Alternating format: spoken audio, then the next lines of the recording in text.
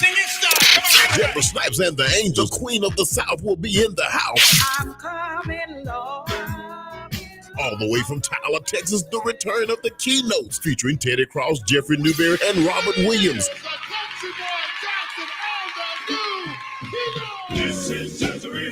Luther Barnes and the Restoration Worship Center Choir. Also appearing Roy and Revelation, Roderick and the Blazing Stars, the iconic Fantastic Violinaires, Minister Dale Turner and Chosen, Anointed S.A., Stacy and the Anointed Voices, Faithful and Determined, the Anointed Ones of Macon. Tickets are $25 in advance, $30 at the door, and $40 for VIP. Tickets are available at thegospeltrainent.com. 900 Campus Drive, Fort Valley, Georgia. For more information, call 478-283-4051. You better be there.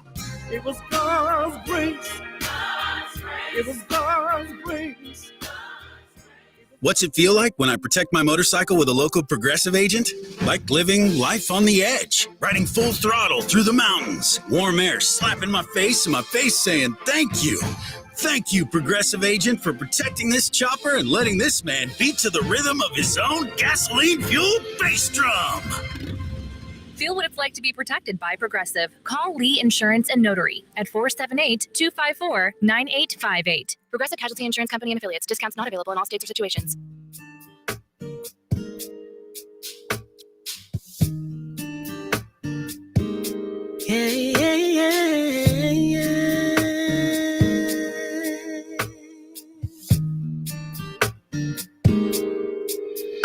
Have mercy, oh God, according to your loving kindness and your tender mercies, blot out my transgression. Have mercy, oh God, according to your loving kindness and your tender mercy, blot out my transgressions. I acknowledge my transgressions, and my sin is ever before me. I was shapen in iniquity, and in sin I was conceived. Have mercy.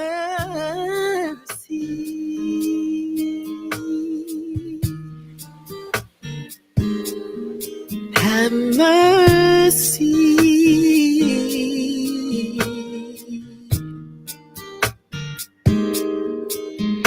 Please purge me, oh God, and I shall be whiter than snow. Create in me a clean heart and renew a right spirit in me. Please purge me, oh God, whiter than snow. Create in me a clean heart and renew a right spirit. Cast me not away from your presence. Please don't take your spirit from me. Restore the joy of salvation and uphold me with your spirit so free. Cast me not away from your presence. Please don't take your spirit from me. Restore your salvation and uphold me. Spirit so free. Have mercy.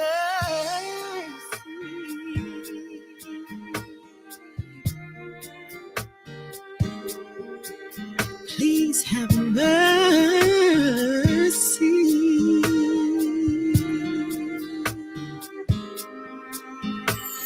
Deliver me from shame, thou God of my salvation,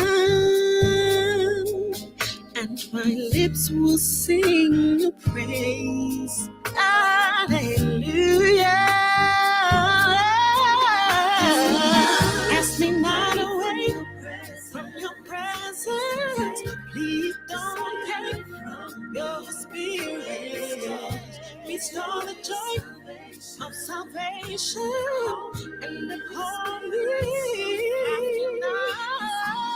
Cast me not away from your presence. Please don't take from your spirit. Restore the joy of salvation and uphold me. Have mercy.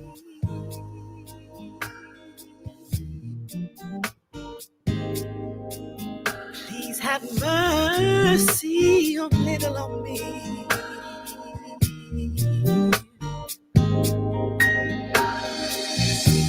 Now I'm delivered from sin, and I'm delivered from shame.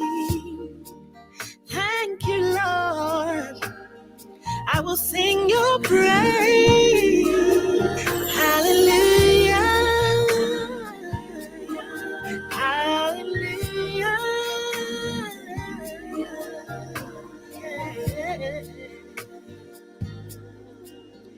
Have mercy. Have mercy. Have mercy. Hallelujah.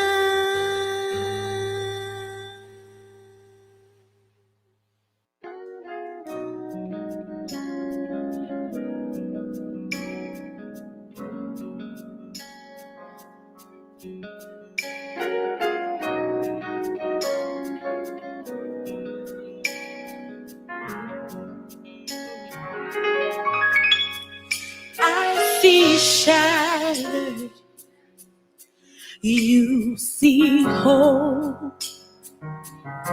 I see broken, but you see beautiful.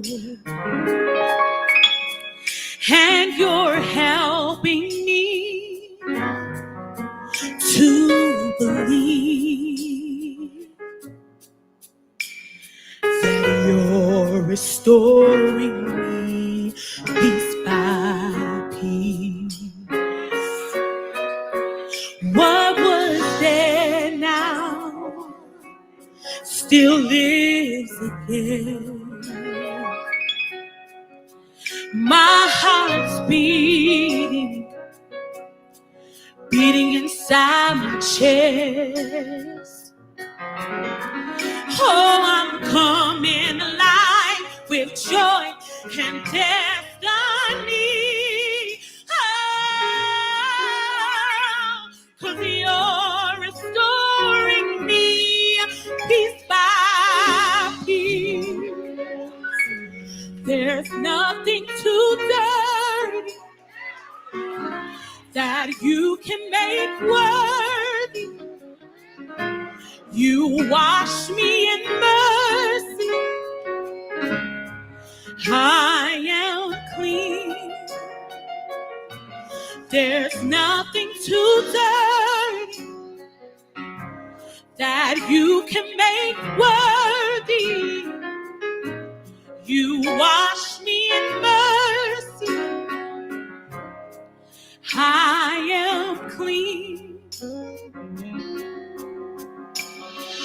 Washed in Connecting the community through gospel. The new 107.9 FM, W300EB, Macon, and WDDO 980 AM, Perry, Macon. The views expressed on this program are not necessarily the views of the Glory 980 AM, the Glory Media Group, LLC, WDDO, its staff, management, or advertisers, but are the views and opinions of the participants of the broadcast. Mother Jordan, she's back on live with Historic 980 WDDO.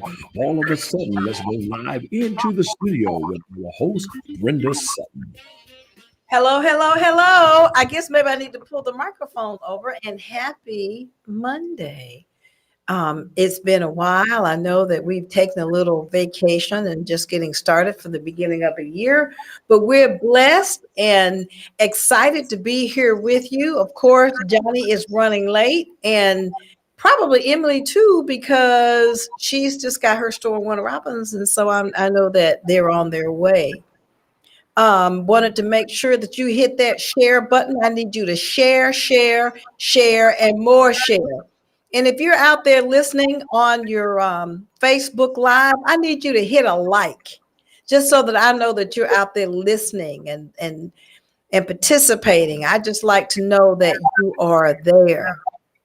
I've been kind of going through with this weather. I know it's been cold outside. And so you guys know that I had knee surgery a while back. And so with all that knee surgery, my knee has been killing me with this cold weather. And we thought last week that we would just take a break and enjoy some of that cold wrapped up in a warm blanket and take some rest off with Martin Luther King Day. So this week's show is going to be an interesting one. We're going to have Andrea Cook come on as our special guest. Andrea Cook is a therapist and she works with Mental Health Matters here in Macon. Very excited to have her. She'll come on about 5:45. And of course, Emily should be here along with Deacon Durong, who's always late. I don't know where he is, but he's just kind of running behind. Want to give a big shout out to our technical person in there, Mr. Jackson. It's his birthday. Happy birthday, Mr. Jackson. I'm giving you a shout out. I don't see you waving your hands in the air like you just don't care. You're supposed to be doing that for a sister. As many of you know, I've probably been doing this probably about 5 years or whatever. And I'm not one of the most favorite people out here in Macon. I mean, people kind of respect me, but I don't know if they really like me because they say I have a lot of mouth, but I'm okay with that. So the reason why I'm kind of bringing this out is that this week's show is going to be kind of a difficult one for me, simply because I do speak out. And I speak out about things that are important to me and to this community. And that's whether certain members, community members, like me or not. I have voiced my opinion about some of the going-ons that have happened in this community, and I didn't like it. If I didn't like it, I didn't pretend like I like it. I just said I didn't like it, and I didn't like the people that was involved in it. And it's not personal. I just believe that when we have a position of leadership, we should carry ourselves in a way that is respectful and also is for the general good of the community. So sometimes people would just not necessarily, I say people, some of the African Americans that are in leadership didn't like me. And they'd say some rough things, about me. And I'm okay with that. And I'm going to continue to be okay with that, because I have to be able to walk in my own truth. I have to be able to look at myself in the mirror, even when I be looking over here at Deacon Durong. Yeah, I'm sure you enjoy looking at yourself in the mirror. Not necessarily, but you know how, woo, look what this wind just blew in. Hello, everybody, and Happy New Year to all of you. And you do know that fast approaching is Black History Month.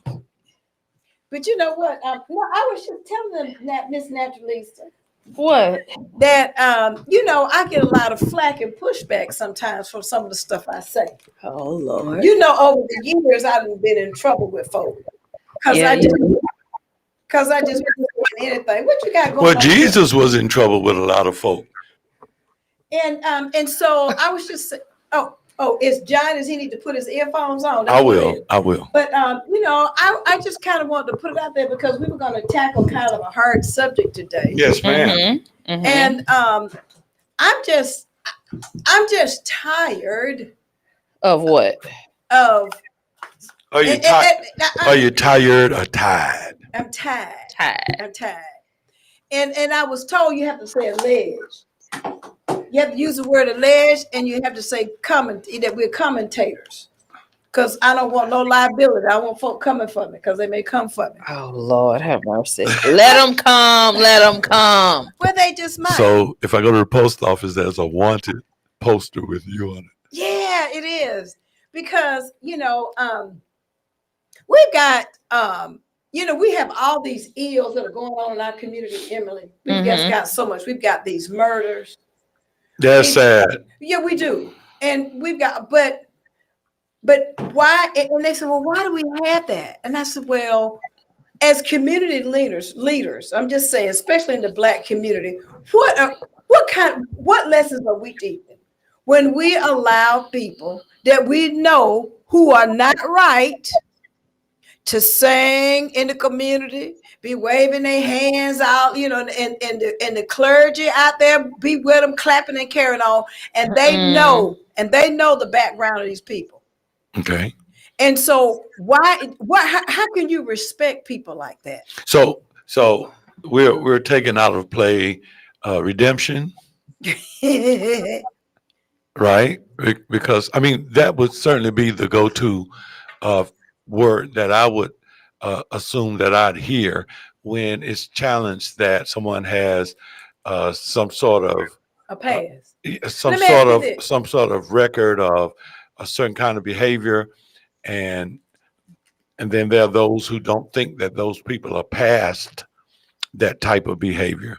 They're thinking that they're putting on a face in order to be in a position or something of that nature. But I think their first response is going to be, well, we believe in redemption.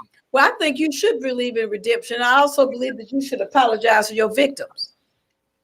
Because I agree. Because if you're going to have redemption, then you ought to at least say you're sorry to the people that you have wronged. When I talked about, and I was on Facebook, and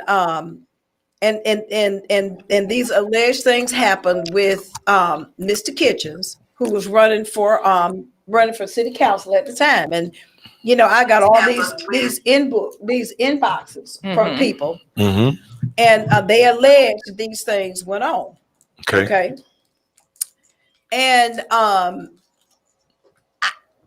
let me just say that I don't believe that these women were lying. I don't believe these girls were bruised from high school. And it just seemed to me that we're minimizing Black women, because I know if they had been white girls, what would have happened? Now, what made me upset about it was at the Martin Luther King thing, I saw him with his mouth all open, just singing and carrying on, and community leaders clapping and jumping all up and down and things like that. But the thing that came to my mind was, and I'm sure that he may be a decent person. Okay. But what about those victims? See, if you're not apologizing and coming out, because he ran from and said he didn't do any of these things, I don't believe that to be so. Well, and I'm just saying, as a community, how can we accept and I don't have any respect for the preachers who put him up to stand up there and just promote it. Well, I have a respect question. For it. So let's just say for sake that he did do all of those things, and he repented, he gave his life over to the Lord. And when do we as a society decide that we're going to move on and give him a second chance? Or are we allowed? Is that allowed to be given a second chance when he's violated these people, allegedly violated these people? When do we as a society decide to let go and allow him to move forward with his life? Because that happens a lot, I think, with men that have been locked up. They, serve, they do the crime, they pay the time, they get out, they serve their probation. And it's hard for the world to let it go, for them to say, I'm rehabilitated, I made mistakes, I've learned from my mistakes, I've repented, I've asked for forgiveness from some of the from my victims that I was able to ask for forgiveness. Like, when do we decide to allow them to live their lives freely and openly, or is that not allowed? Well, what I can say, when you start, if you look at it politically, and all the candidates that we presently have, or politicians that we presently have, that were accused of things, and that all these people came forward and said they did, and then most of us do, I think, believe that they did it, but we still allow them to move forward in life, and I think that's where the problem lies, because if Joe the bus driver did it, then he doesn't get to move forward in life. Right. He doesn't get to say, I repent. And if Joe the bus driver doesn't have the support of all of the major ministers in the area, if he doesn't have support of all the high profile people in the area, then Joe the bus driver, yeah, I knew he was like that.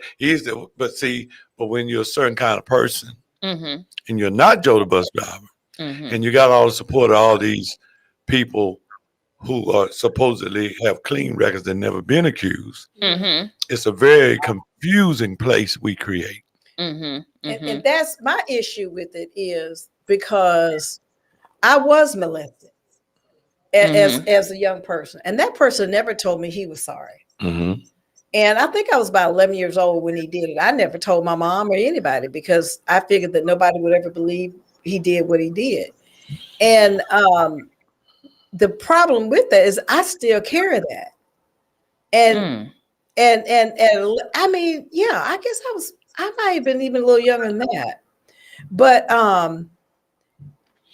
Brenda, I don't know anybody that I've ever met in my 61 years on the planet that have revealed to me that they, as a young person, 12, 11, 10, 9, 8, 7, 6, 5, 4, 3, 2, none of them have ever gotten over it.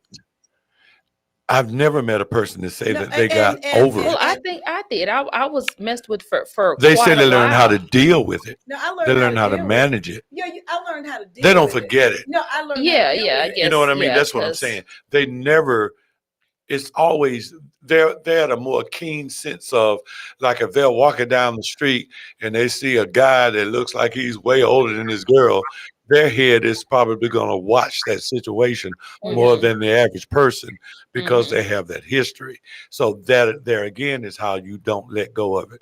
Whereas a lady walking with her side by side might see the same guy with the little girl and never look once and keep looking forward. But the person that's been molested will and that may be why I'm so sensitive to it, because I'm like, what about the victims? Because it is when you have a victim, and that's why a lot of people don't come forward. Because what difference does it make? What difference does it make if they did come forward and talk about this, what allegedly happened with this guy? It makes no difference, because he's still going to be up in church on Sunday. He's still going to be directing the choir. He's still going to be singing, and he's still going to have all these accolades of people that are around him. And even if I did tell, then it's going to be like I'm telling a lie, because what difference? You follow what I'm saying? And that's, we are valuing the wrong things. Well, for me, I didn't even I didn't say anything about it until I was probably in my late 20s, early 30s. I didn't. It's very much true when they say things can happen to you and you can literally put up a mental block. And I did not even realize it until my sister. We were at my sister's house and she was talking about it, and she named the guy, and she was like, he used to molest me. And I swear to you, it was almost like a light bulb went off, and I said, he did that to me too. Are you serious? And she said, yeah, my sister's older than me. I said, well, when? And she said, when my mom used to, drop us off over there every evening. And so I described, what he would do to me. She said the same thing. And it's funny how I literally, in my adult, from the time it happened, I never mentioned it, never thought about it until my sister said that it happened to her. And it was like the memory came back instantly. And so I believe that sometimes, that trauma can happen to you. And I think it's your way of coping and dealing with the trauma is you literally create a mental block so that you don't have to deal with it. Well, we have master therapist on the line, Miss Andrea Cook. Andrea, how are you? I'm excited to be here. We're excited to have you. Hello. Hi. So I was listening to y'all's conversation, and I just a little feedback. Emily, like what the way that you described what happened to you and how all those memories flooded back, your brain was protecting you. So you didn't remember until there was something that jogged that memory. And then something that a lot of us who are in the counseling world talk about is the fact that trauma is something that is implanted on the DNA. So you didn't have to do anything. There was one incident was all that it took for you to remember all that stuff. Right. Your brain trying to protect you from. Right. And it was very I was almost shocked, honestly, because when I did remember, I mean, when my sister brought it up, every single memory, exactly how it happened, where it happened, what he did, it was all vividly clear. And I was in shock because I said, I forgot about it. I completely forgot that even happened. And so, as we were sharing our experience with each other, we just kind of sat and stared at each other for a long time, thinking like, how are we in our 30s and just now talking about something that happened to both of us by the same person? Those trusted family members or trusted close friends of family who we allow in our space. But I like what you said, allow in our space. Yeah. See, because the way that we were talking about it, I mean, I got kind of upset because of I know people probably sick of me talking about Mr. Kitchens. And they said, Brenda, I don't have a vendetta. I wanted to get some help. And the thing about it is, well, he got children out there. Well, yeah, he does have some girls. He has girls. What if somebody did those things to his girls? So am I to understand that he has never been to trial? No, nothing. So how do we know allegations are founded? That's a good one, ain't it, Andrea? That's a good question. I mean, specifically, I wanted to come on and talk about the fact that as a community, we have to do more to protect, those of us in our community who are more vulnerable. Not only do we have to do that, we also have to call people on the inappropriate stuff. It's not even it's not even adjudication. It's not even having some amount of proof. And it's not about one particular person. It's really about the fact that there are many predators in our community that we allow a pass. And who is it benefiting? Who is it helping? It's not helping our community. A lot of the things that are happening in Macon-Bibb County that are presenting itself as high crime is based on the fact that a lot of those people were likely sexually abused by somebody that their parents trusted, or their parents were not able to care for them because of some past trauma they experienced and were self-medicating on something. So they weren't able to care for their young people and allowed them to just be wherever, whenever, doing whatever with whomever. And I think that as a community, we have to do more about taking care of one another. And then we actually have to enact the fact that it takes a village to raise a child. We can't just say it. We have to do it because they are all our children, But that is a great point that you just said, especially about that it goes on and that it's much bigger than just one person. And so I'm glad that you brought that out because, I just kind of get, I'm just kind of mad. I'm just mad with these folk up here. Just, because some of the trusted and respected people in the community, we should have. You follow what I'm saying? I do understand. But my question is I don't know if you could say I'm playing devil's advocate, but again, how do we know it? Because people lie. I know girls, when I was younger, I've known a girl to lie and say it's something to her and he flat out didn't. and she later, came out and said that she just made it all up, and she gave her reasons for doing it. But how do we know, you know, that people have actually done what they've been accused of doing? And I don't even know who Brenda is, too, because I'm not from Macon, so apparently this guy is around here. But my point is, how do we know? Like, are these people innocent sometimes? Like that's. Oh yeah, absolutely. There are definitely situations where there are false allegations, and that those false allegations are typically less than 10% of the people who actually report. So the 90% of the people who are reporting this actually happen to. But those 10% get more shine, or they get more highlighted, because those are the ones where somebody was where typically a man was wronged, and it was wrong. There's no way to sugarcoat it. Those women, those girls were wrong who did that. But in the defense of the 90% of the women who 90% this really happened to, I typically choose to err on the side of, I'm gonna believe her until I have a reason not to. And but at the same time, in our practice, we work with people who have been convicted of sex crimes. We don't write people off once they've been convicted. There's no way you can't get through to a person who you can't treat like a human being. Everyone who steps through our doors gets treated like a human being. We genuinely care about whether or not they recidivize.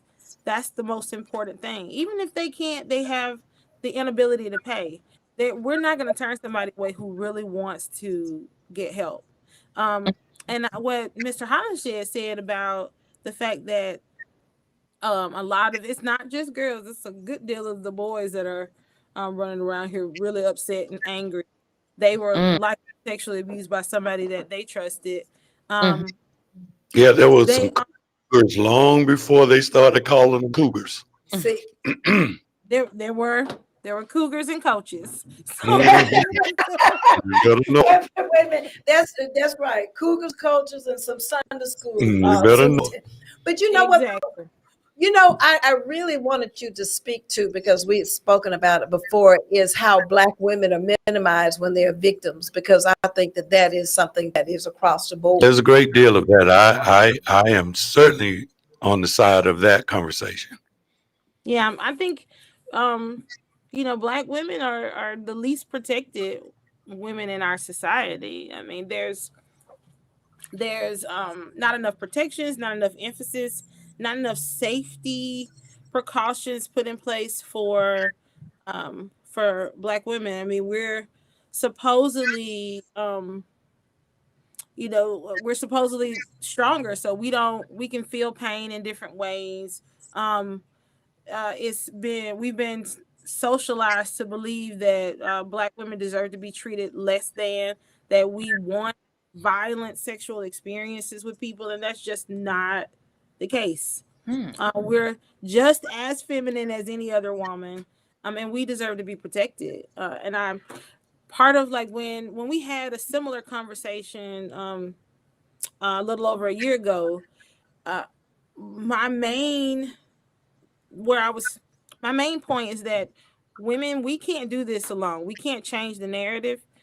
We can't protect our children by ourselves. We need men to step up and do the same thing and call people on their inappropriate behavior. Because before any sexual abuse ever occurs, there are signs that someone is grooming somebody, and you get that little spotty tingle and know that something's probably not right.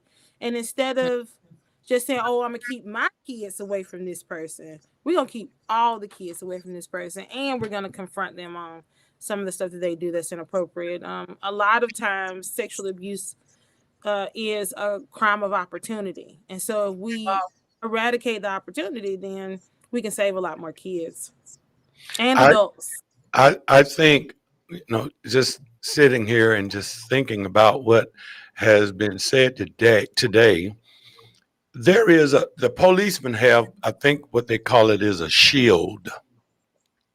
The policeman's shield, that when one of them have improper conduct or do something wrong, they subliminally already know that they're going to protect their own. Mm-hmm. And I think what Brenda is speaking about, what it resounds in me is, Mr. Kitchen. it's that same kind of thing in church. That churches, I think that is more of the bigger picture of what Brenda's talking about, and it's real. Because if you have put people in a prominent position in churches, they start doing things that are wrong. They are more apt to protect them than to expose them. And why is that? Why do you think that that's because they are, they look at it like, oh, well, at some point I did some things that were wrong, and so let me see if I can protect him. Is protecting that person an extension of also protecting themselves? And then it's an extension of protecting themselves. It's an extension of protecting that church. Right. It's a protection of protecting that choir. It's them protecting. Well, we don't need that kind of reputation going on about our deacon board, because they feel like if it's one deacon, then probably all of them are just alike. And if it's one, I'm a minister's son. Okay. And I've got so several uncles who were ministers. Okay. And cousins, just God, and it's in my family. And I say all that to say, like people who got a lot of ball players in the family, they call them gym rats, that they are very acquainted with the gym, whether they could play ball or not.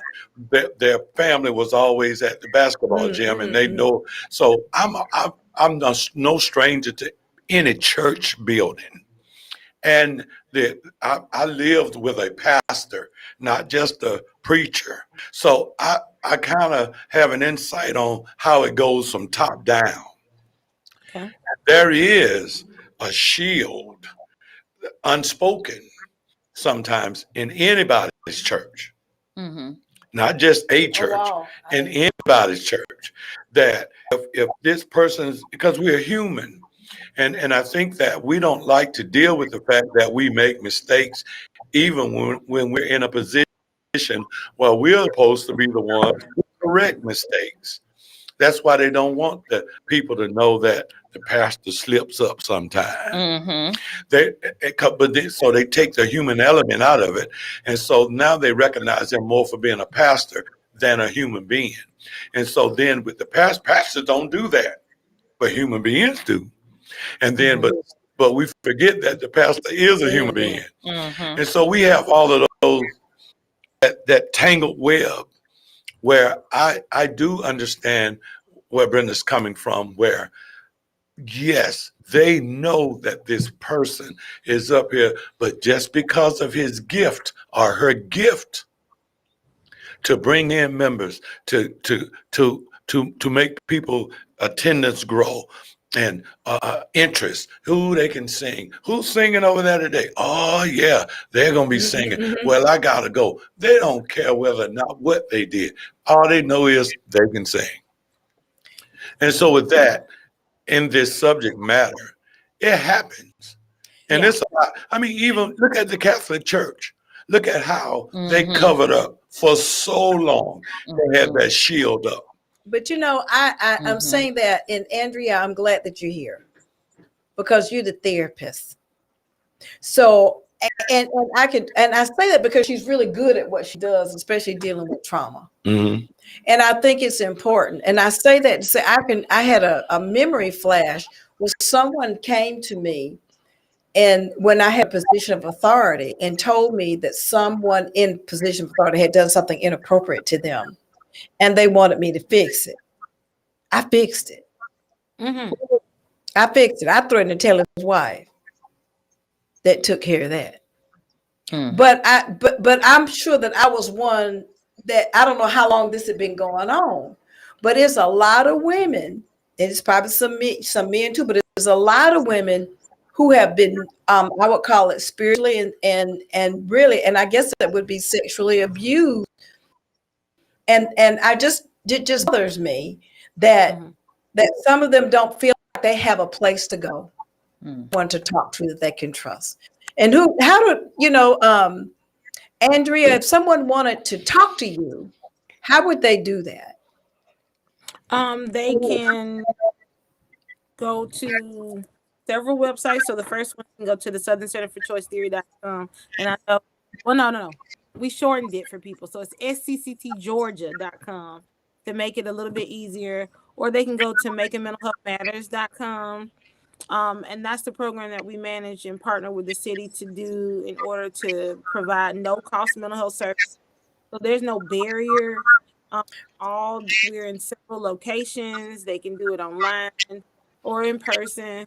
Now hold up. You said makingmentalhealthmatters.com. And they can go there for free. They can free 99. Free for free mental health. She said free 99.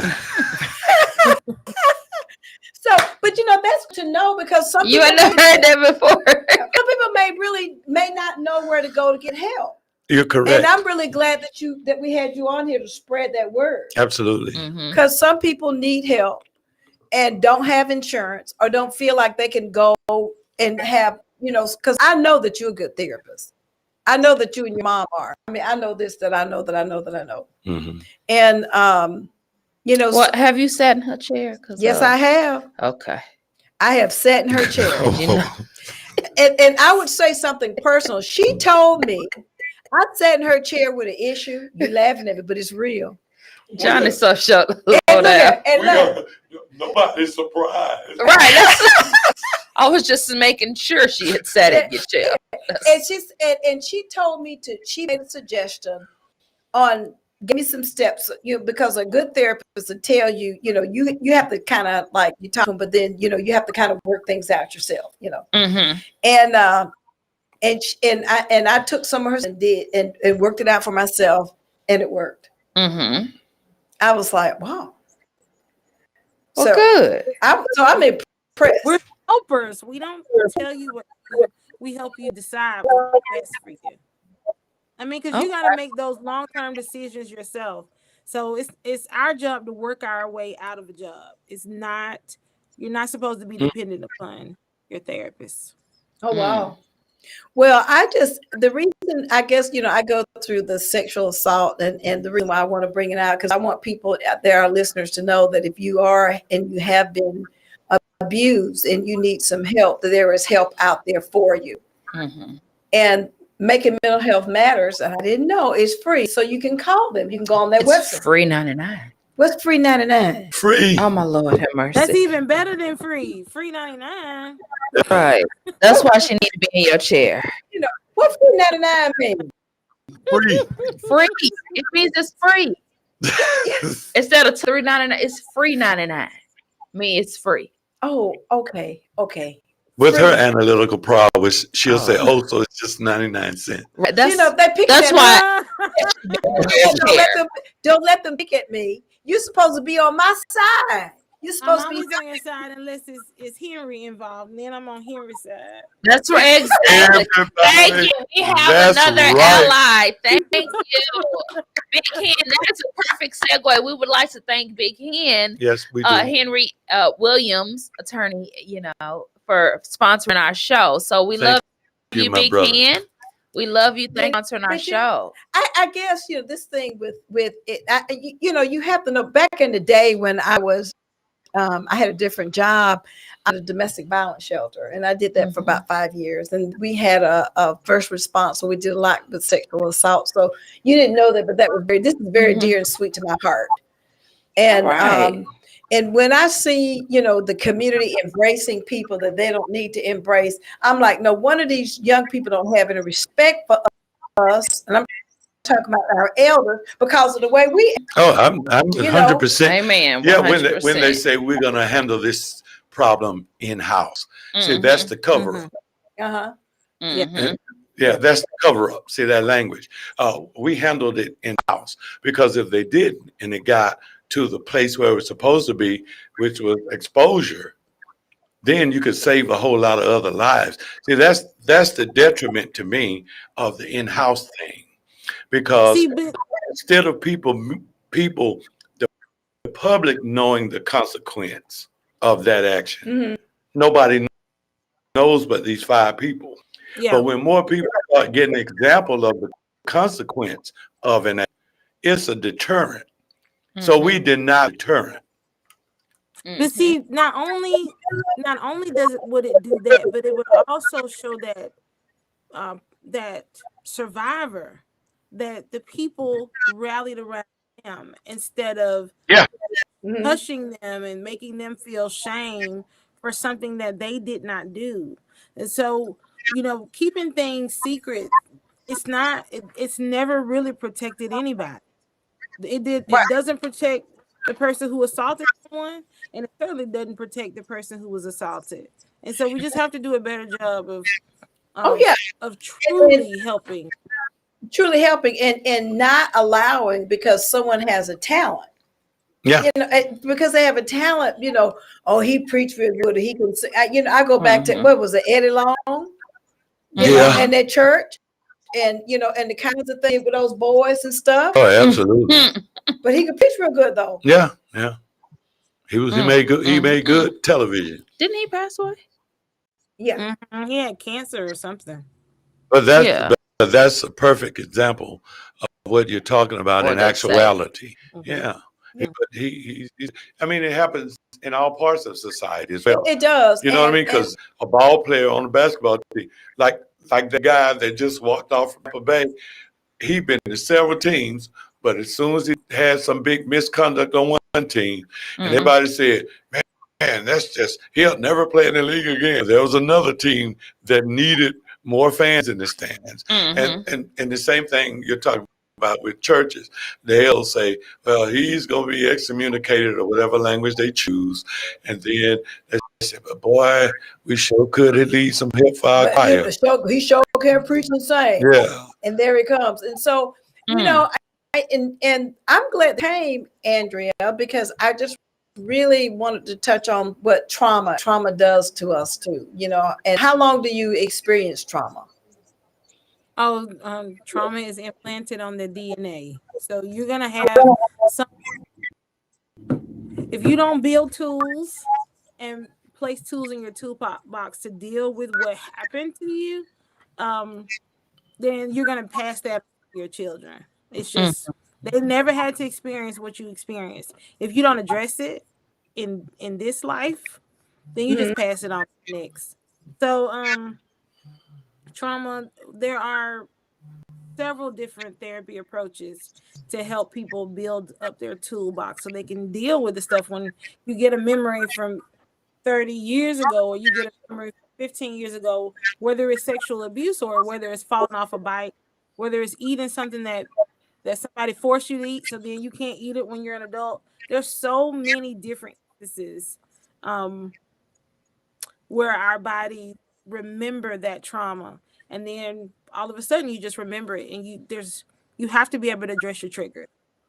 So I say, if you have access to a counselor, use the resources that are around you. If wherever you are, you can get access to no-cost mental health services, take advantage of those services, because you're not just benefiting yourself, you're benefiting your children, you're benefiting the community as a whole. Yeah, absolutely. And so when you go on to Making Mental Health Matters, you can just go on and fill out a form or whatever and set an appointment. Is it how you do it, or is it something different?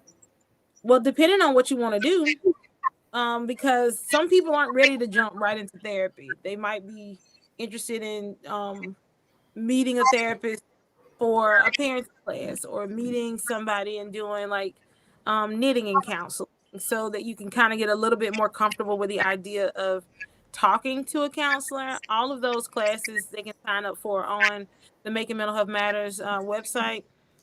They are everything. All the activities we do are no cost. We partnered with Making Headspace and Hamtech Solutions to kind of make this process seamless. If they then want to go into counseling, they can either send a message through the Making Mental Health Matters website. They can send a message through the SCCT Georgia website, or they can call our phone number and get right into services.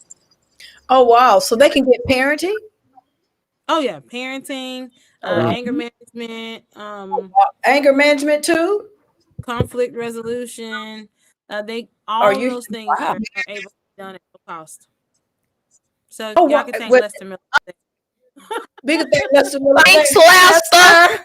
Thanks. So go back over that list, because you've got parenting, you've got anger management, you've got conflict resolution, and so we do family counseling and mental health counseling. Oh, wow. Do you do marriage counseling? We do. Wow. So now this is one of those things. Now I'm going to say this, those are wonderful services, but do you know, as much as I know, I did not know that you offered the services that you just said free. I had no idea. Free 99. Free 99. So we want to ask what that mean again. So this is one of those times, sometimes, really, Andrea, that the services are there, but the community don't know that they're there. Yeah. Even though we're promoting it. I didn't know that. Did you know it, Jen? I didn't. So I'm like, marriage counseling.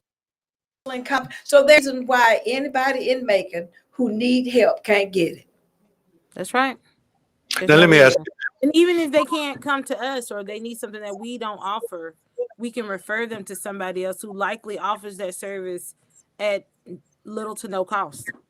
Oh, wow.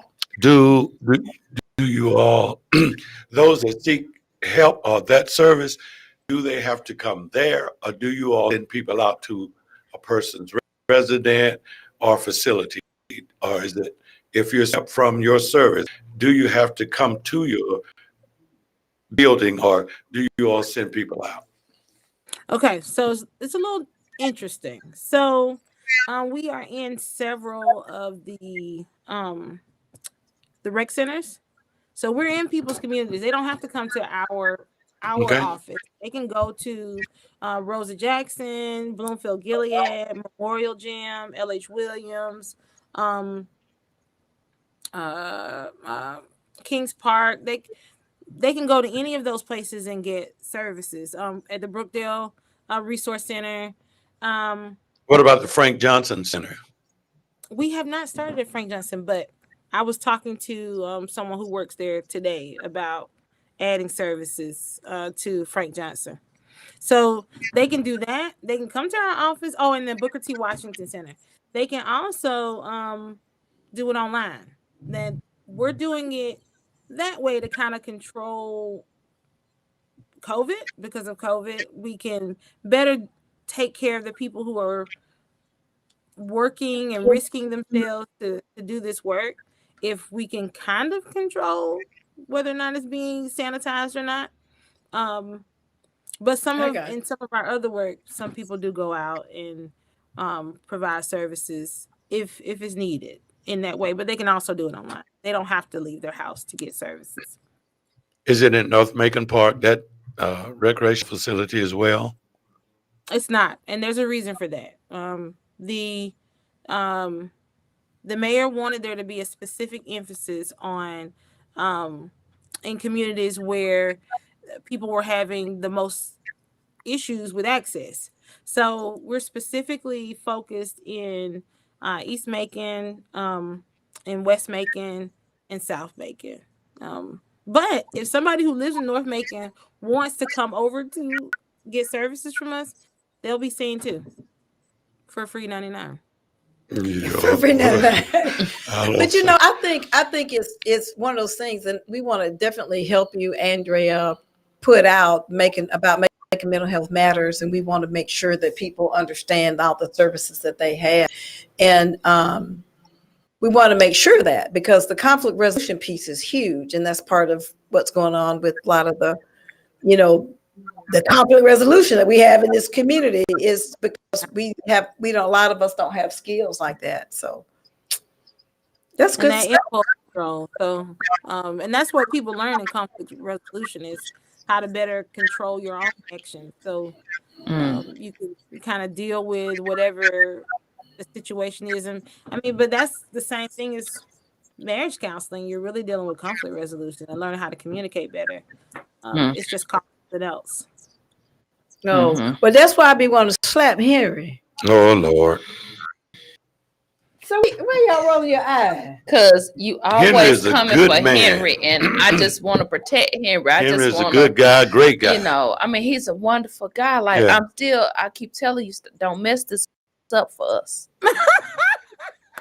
Single Brenda was not the best Brenda. Do not mess this up for us. Single. What you laughing for?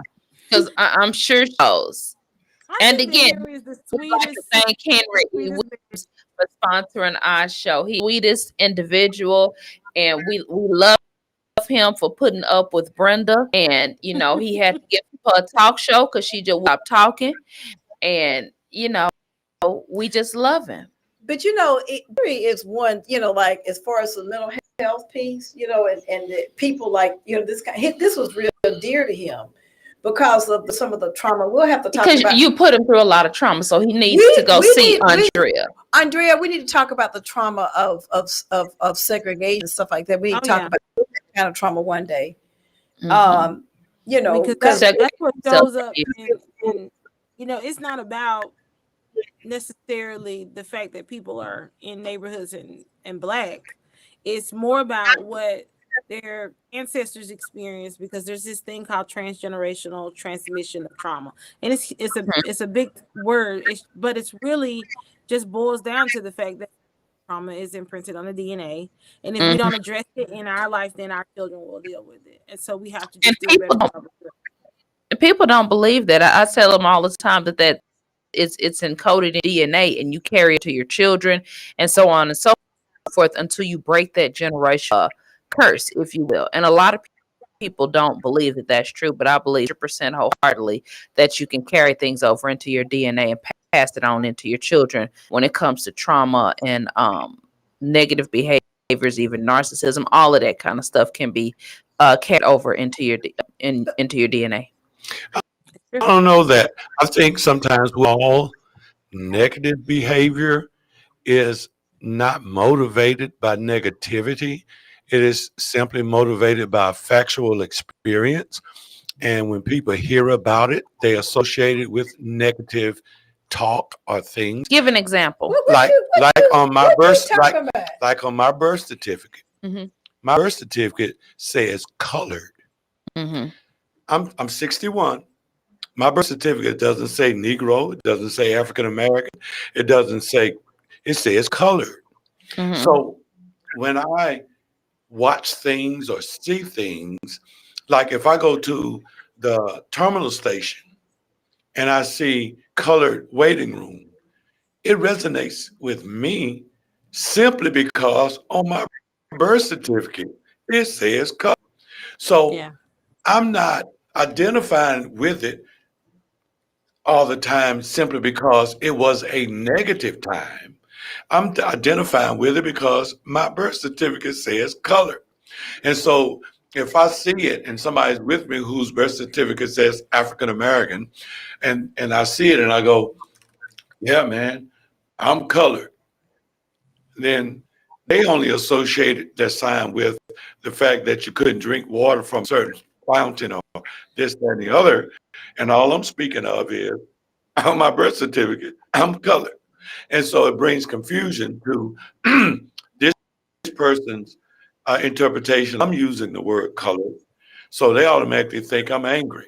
So then when I start talking about certain subject matters that we have in common, they think my take on it is automatically different from theirs because I'm colored.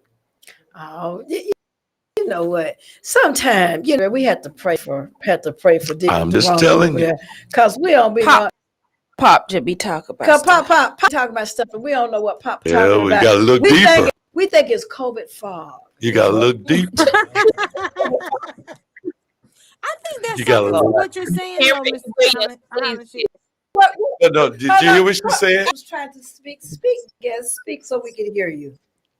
I think there's something to what you said, because there's a negative connotation associated with the word color. And so then you take on that negativity, even though you had nothing to do with it. And that, my friend, is trauma. And so in order to be able to like address it, you got like see a counselor. We can help you deal with some things that'll help like with those triggering events, because there's nothing that you can do about the fact that that's what's on your birth certificate. Right. Even though you don't associate yourself with the time period where people were called colored, you don't associate yourself with any of the ideals that were probably associated with people who use that word to describe Black people. I think it's a transgenerational transmission of trauma. So Johnny probably needs to make an appointment to come see you. Not me, but somebody. You know what I think? What I really appreciate her doing today, letting us know about all the services that are available, so that some of the people that are listening can actually go and and get some. Because we want him to deal with that colored issue, so we need him to make an appointment. Maybe her I phone think y'all just are went out. missing it. What I'm saying is, We get it. We get will it. associate. I could take the same action as this guy does, but they'll say my action was motivated because I'm colored, and it wasn't. It's motivated because I just didn't like that. But I really appreciate her coming on top, and I like what you were talking about. That's encoded in your DNA. Now, what do you mean by encoded in your DNA? It's like you pass on the mental trauma. It's like the mental trauma is embedded in you. And then, like, I have a child, I have Jimmy, and whatever mental trauma that I experienced, if I didn't get help in cleansing that, right? Subjectively, I put that into Jimmy. Like, I raise him a specific way with that trauma still in my life. Anger. So it's not necessarily anger. It's just it would be like you change who you are, the fabric of who you are based on that trauma, right? So I have children, and then I raise my children that way, but it's based off of the trauma. So I inevitably ingrain that into Jimmy's DNA, for lack of a better phrase. You ingrain it into them. So generational trauma can be generationally passed down, and so can generational healing. Though. So we can do healing in the same fashion. But it's called that's why it's called the generational curse. Yeah. And so people don't like, for example, let's say that I didn't address the molestation that I had. Let's say I didn't address it, and then all this time, I didn't trust men. As a result of doing that, and so I reacted a certain way, and so I raised my daughter to have that same level of distrust. That's the generational curse. But clearly, your suggestions were to be assertive about that subject matter. Yeah. To be forthcoming about your thoughts about it. Don't walk around with your secret thoughts about how you feel about it, because certainly you don't hold back. I don't. About that subject matter. And I understand it. I don't, Miss Cook said her computer died. Oh, okay. So what I'm saying to you. Too much of YouTube. But I'm just saying, for me, the reason why, and I started out the show with, I say things. There are people in the community that don't like me because I do. I really don't care whether they do or don't. Right. There are some people who have some negative things to say about the show. They don't pay for it, so it's none of their business. Well, the truth isn't always comfortable. It's not going absolutely. to be. And we're on this show, we're going to say and do whatever it is we want to do, short of saying bad words, because we don't have to worry about it, because Big He ain't gonna pay for it. So, I figured that this year was our year to really express who we are, bring up those tough subjects, whatever it is we want to talk about. That's what we're gonna talk about. Okay. Short of saying bad words is on, because I'm like, I'm going on 65. I'm done with playing it safe. Safe ain't got me now. Well, I remember in the country they used to always say, you don't want to go up there fooling with them old people, because they are going to say exactly what's on their mind. You know, I'm serious. Deacon Durant, we run around here in this community. We talk about how bad the children are, how bad this is, how bad that is, and yuk. Instead of saying what some of the stuff, yeah, it is bad, but what about some of the stuff we do? You know, stop just, you know, I mean, let's stop it already. Well, we do a lot of pretending and a lot of convenient speaking. And a lot of people pretend they don't know things that are happening, like regeneration. What? You know, the coming back into that community that you left. Gentrification. Gentrification. Yeah, we pretend that it's not going on. We pretend that a lot of these neighborhoods are intentionally not receiving the attention to recover from the blight and all that kind of stuff. We pretend we don't know that the people who can make the difference knows. They are not directing the money to those areas. And we know that they're not directing this is the issue I have about that. Don't get it twisted. It's not all politics, and politics is colorblind. So what I'm going to say to you is that it's not all white people. It's a lot of black hands in that mess. Because they're getting paid too. That's right. So now that's where I'm going. And that's where I'm going. And by the way, and because we'll talk about what white folks do, we got to go. Yeah, we'll talk about what white folks do, but we won't talk about what black folk do. It's a lot of things in this community that, you know, a lot of the poverty pimps out here in the community, there's a lot of them. We don't want to talk about Can I please say this before we go? One thing that I want to do to call the attention to the citizens and making, if anybody's listening, if you live in whatever area you live in, you make sure that you hold your commissioner accountable for action. Make sure. Some of these, I know for a fact, we've elected some this past time. Their priority is to become the mayor. They are not concerned with doing what they're supposed to do in that community that they were elected to preside over. They're too busy running for mayor. They just got elected a commissioner. They are not doing anything in the community. They are running for mayor, and they just got elected. Now, I want to talk about that next week. And I grew up with this folk. Well, look like we're gonna have a little shade under the shade tree. Well, if you get elected to be a commissioner, that's what you're supposed to be about, not planning to be mayor. All right, guys, we love you. We will see you next Monday at 5:30. Stay safe, wear your mask, and we love you. Bye.